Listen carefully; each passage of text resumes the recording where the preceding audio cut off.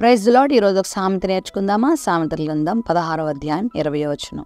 ఉపదేశమునకు చెవియొగ్గువాడు మేలునొందును, యెహోవాను ఆశ్రయించువాడు ధన్యుడు. మనకు దైవోపదేశం చేసేవారు మనతో ఉండడం, మనకు చాలా ధన్యత. దైవ ఉపదేశాలు మనకు వినబడుతున్నప్పుడు వాటికి మనం చెవి ఇస్తే మనం చాలా ఆశీర్వదించబడతాం. దేవుని మాటలు మనకు మేలు కలిగించేవే కానీ కీడు కలిగించేవి కావు.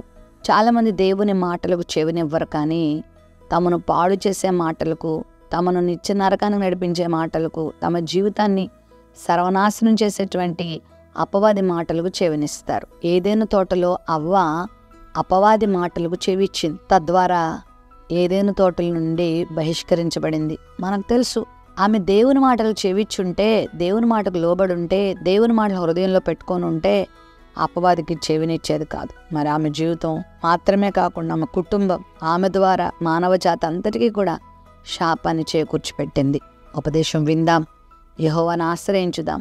ఈ 66 పుస్తకాల ఈ అద్భుతమైన గ్రంథాన్ని దేవుడు నీకు ఎందుకు ఇచ్చాడు? ఆయన ఉపదేశంగా ఇచ్చాడు. ఆయన ఉపదేశాన్ని విను, లోబడు, ఆయన మాట చొప్పున చేయి, నువ్వెంతో దీవించబడతావు.